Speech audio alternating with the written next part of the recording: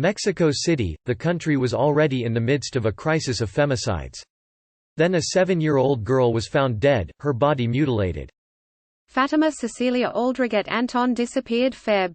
11 in the Mexico City neighborhood of Xochimilco, where she was waiting to be picked up from school. 4 days later, her body was found naked in a plastic bag. Fatima's killing is the latest in a string of brutal crimes against girls and women stirring enormous public outrage directed at Mexico's president and other top officials. Last week, Ingrid Escamilla, 25, was found stabbed to death and partially skinned. That crime prompted a wave of protests in Mexico City. President Andrés Manuel López Obrador was accused of brushing them off. A woman was killed and skinned. Now Mexico is up in arms.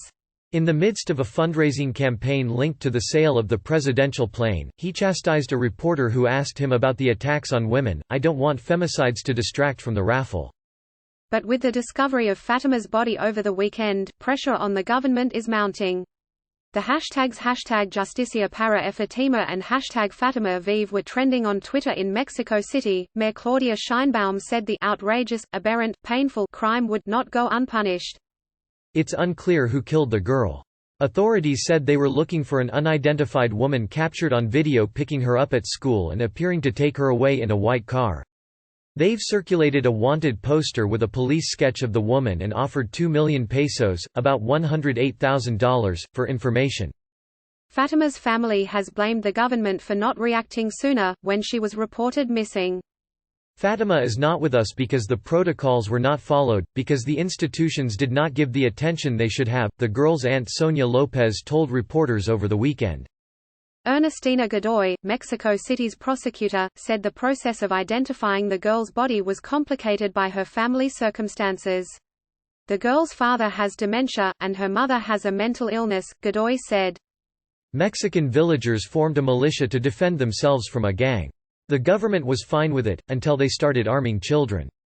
López Obrador attempted to link Fatima's death to what he called a deeper erosion of values. He said Monday that femicides are a product of the selfishness and accumulation of wealth in a few hands left by neoliberal policies. He asked protesters not to vandalize the National Palace, as they did last week, when they painted the words "femicide state" on its walls. The request only further infuriated Mexicans already appalled by the stream of violence.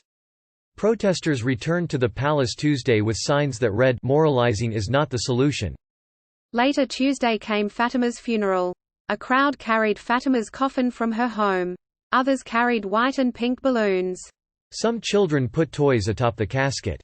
Fatima's older sister cried as she spoke. "This is a very difficult time," she said. "What I want is justice for my sister. The person who did this is unforgivable, just has no heart." In Mexico's National Congress, the opposition National Action Party proposed creating a special committee for femicides, claiming a state of national emergency. Josefina Vázquez Mota, president of the Senate Committee on Children and Adolescents, said data from Mexico's Children's Rights Network shows 7 girls and boys disappear in the country every day. Mexico suffered 35,588 homicides last year, the most since the government began tracking those statistics. More than 1,000 of those deaths were categorized as femicides, the killing of women or girls for their gender, but some analysts say the actual number is much higher.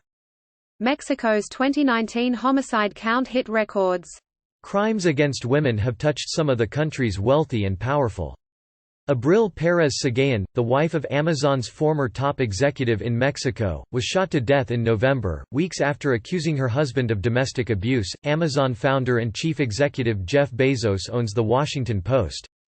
In other cases, the public servants who were meant to protect women have been implicated. In at least 2 cases last year, Mexico City police officers were accused of raping young women, once in a patrol car and once in a museum. Sheinbaum, the first female mayor of Mexico City, accompanied Fatima's mother to file charges Monday. Gabriela Martinez contributed to this article. He told me of his battle to save the monarch butterfly from illegal loggers. Now he's missing. How Mexico's cartel wars shattered American Mormons' wary peace. More than 60,000 Mexicans have disappeared amid drug war, officials say. Today's coverage from Post correspondents around the world. Like Washington Post World on Facebook and stay updated on foreign news.